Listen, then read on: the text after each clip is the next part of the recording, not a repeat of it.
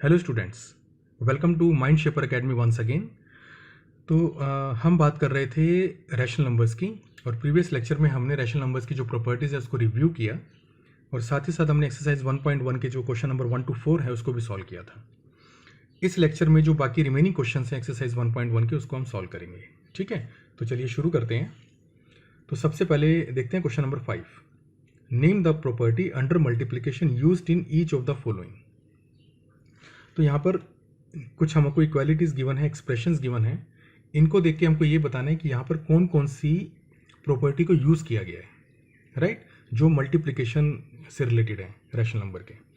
तो सबसे पहले हम लेते हैं the first property, that is -4/5 into 1 is equal to 1 into -4/5 is equal to -4/5। तो एक प्रॉपर्टी हमने स्टडी की थी कि आप कोई भी रैशनल नंबर आप लेते हैं उसको आप 1 से मल्टीप्लाई करते हैं तो आपको सेम रैशनल नंबर मिलता है। और 1 को क्या बोलेंगे हम? 1 is the multiplicative identity of the rational number, right. तो यहाँ पर देखिए द सेम प्रॉपर्टी, इसी प्रॉपर्टी को यूज़ किया गया है कि एक रैशनल नंबर लिया, उसको 1 से मल्टीप्लाई किया, ओके, या 1 को किसी रैशनल नंबर से मल्टीप्लाई किया और आपको सेम नंबर मिल रहा है। तो यहाँ पर कौन सी प्रॉपर्टी यूज़ हुई है? That 1 is the multiplicative identity of the rational number. Okay okay, next part की तरफ मूव करते हैं, that is part 2 of question number 5। इसमें आप देखिए ये है -13/17 into -2/7 is equal to -2/7 into -13/7।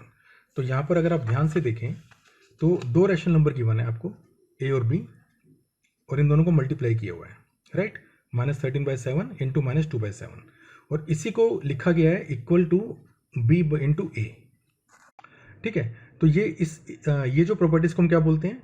इस प्रॉपर्टी को हम बोलते हैं commutativity property, and we know that rational numbers are commutative over multiplication, right. तो ये वाला हमारा पार्ट 2 है, इसमें कौन सी प्रॉपर्टी यूज की गई है? Commutative property. ओके, 5 पार्ट 3 की तरफ आते हैं, that is -19/29 into 29/-19 is equal to 1।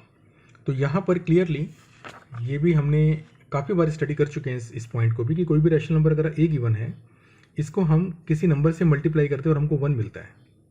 तो जो भी हमको यहाँ पर जिस भी नंबर से मल्टीप्लाई करते हैं वो उसका क्या होता है? That is multiplicative inverse, right. तो यहाँ पर देखिए आप -19/29 को उसके मल्टीप्लिकेटिव इनवर्स से मल्टीप्लाई किया और हमको 1 मिला है। तो यहाँ पर कौन सी प्रॉपर्टी यूज की गई है? Multiplicative inverse. ठीक है, चलिए क्वेश्चन नंबर 6 देखते हैं। ये क्वेश्चन नंबर 6 तो बहुत सिंपल है। इसमें क्या करना है? 6/13 को इसके रेसिप्रोकल से मल्टीप्लाई करना है। तो -7/6 जो है उसका रेसिप्रोकल क्या होगा? -16/7, और -16/7 को आपको 6/13 से मल्टीप्लाई करना है। तो इसको आप खुद कर सकते हैं इजिली। आगे चलते हैं। Tell what property, question number 7, tell what property allows you to compute 1/3 into 6 into 4/3 as 1/3 into 6 into 4/3। तो हमने एक प्रॉपर्टी स्टडी की थी, एसोसिएटिविटी प्रॉपर्टी, अगर आपको याद होगा, अगर आप रिकॉल कर पाएँ, जहाँ पर यह था कि भाई 3 रैशनल नंबर अगर आप लेते हैं ए, बी और सी, और इसके बीच में मल्टीप्लिकेशन या कोई दूसरा ऑपरेशन आप परफॉर्म करते हैं और ये इक्वल आता है, तो ये दोनों हमारे इक्वल आते हैं कि सबसे पहले आपने ए से बी को मल्टीप्लाई किया और रिजल्ट को आपने सी से मल्टीप्लाई किया, या फिर सबसे पहले आपने बी और सी को मल्टीप्लाई किया और रिजल्ट को आपने ए से मल्टीप्लाई किया। तो इसको बोलते हैं associativity property.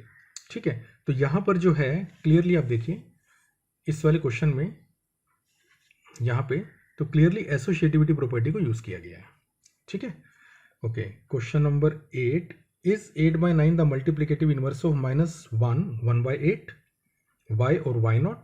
Is 0.3 is the multiplicative inverse of 3 1/3 y और y0, राइट। तो हम क्या करते हैं, हम 9 वाला देख लेते हैं। 8 जो है वो आप खुद से ट्राई कीजिएगा, बहुत ही सिंपल क्वेश्चन है ये, इजीली आप इसको सॉल्व कर पाएंगे। ठीक है, तो हमको ये देखना है कि भाई आपका जो 3 1/3 है, क्या 0.3 इसका मल्टीप्लिकेटिव इनवर्स है? तो पहले इसको थोड़ा सिंप्लीफाई कर लेते हैं। 3 1/3, इसको स्टैंडर्ड फॉर्म में हम लिखेंगे, क्या आएगा? 3 इंटू 3 9 + 1 10, सो दिस 10/3। ओके, अब ये 10/3 जो है इसका मल्टीप्लिकेटिव इनवर्स क्या होगा? 10/3 का 10/3 का मल्टीप्लिकेटिव इनवर्स होगा 3/10, right. So 3/10 is the multiplicative inverse of 10/3, और 3/10 को आप डेसिमल फॉर्म में कैसे लिख सकते हैं? 0.3। और यही यहाँ पर पूछा भी गया है कि भाई 0.3 क्या इसका मल्टीप्लिकेटिव इनवर्स है? तो यस, 0.3 इसका मल्टीप्लिकेटिव इनवर्स है, तो हमने यहाँ पर इसको प्रूव किया। ठीक है, सो y भी मिल गया आपको, क्यों ऐसा है। अब नेक्स्ट क्वेश्चन की तरफ मूव करते हैं, दैट इज क्वेश्चन नंबर 10। तो क्वेश्चन नंबर 10 का जो फर्स्ट पार्ट है उसमें क्या है, the rational number that does not have a reciprocal. ऐसा कौन सा रैशनल नंबर है जिसका रेसिप्रोकल नहीं होता है। तो आप देखिए कोई भी रैशनल नंबर आप ले लीजिए जिसमें जो न्यूमिनेटर है वो 0 है, राइट। तो अगर मैं कहता हूँ 0/a, तो इसका रेसिप्रोकल अगर आप निकालते हैं तो क्या होगा, a/0 which is undefined, right. So which is undefined, और 0/a क्या होता है, दे इज इक्वल टू 0, राइट। तो इसका मतलब 0 एक ऐसा रैशनल नंबर है जिसका कि रेसिप्रोकल एग्जिस्ट नहीं करता है, ठीक है। तो ये बहुत ही सिंपल है क्वेश्चन। अगर आपको बेसिक कॉन्सेप्ट क्लियर है, जिसके लिए आप प्रीवियस लेक्चर्स जो हमारे हैं उसको आप देख सकते हैं। तो 0 बिकॉज एक रैशनल नंबर है एंड इसका रेसिप्रोकल अनडिफाइंड होता है, इसका मतलब the rational number which does not have a reciprocal is 0। Okay, now let's look at part 2 of question number 10। The rational numbers that are equal to their own reciprocal. ऐसे कौन कौन से rational number हैं जो खुद के reciprocal के बराबर होते हैं। तो ऐसे रैशनल नंबर्स हैं 1 और -1, ठीक है। तो एक है 1, एक है -1। बिकॉज आप 1 का रेसिप्रोकल लेंगे तो सेम ही आएगा, बिकॉज 1/1 इसका रेसिप्रोकल क्या होगा, 1/1, राइट। तो 1 जो है वो खुद के रेसिप्रोकल के बराबर है। सिमिलरली -1 जो है इसको आप लिख सकते हैं -1 डिवाइड बाई 1, और इसका रेसिप्रोकल लेंगे तो क्या आएगा, 1 divide by -1 which is equal to -1/1। तो आप देखिए ये दोनों सेम है, तो -1 भी खुद के रेसिप्रोकल के इक्वल होता है। इसका मतलब ऐसे जो दो नंबर्स हैं जो खुद के रेसिप्रोकल के इक्वल होते हैं वो होते हैं -1 and -1। Okay, third one is the rational number that is equal to its negative. तो ऑब्वियस है दिस इज 0, तो 0 ही एक ऐसा रैशनल नंबर है जो खुद के नेगेटिव के बराबर होता है। सो इसका आंसर होगा 0, राइट।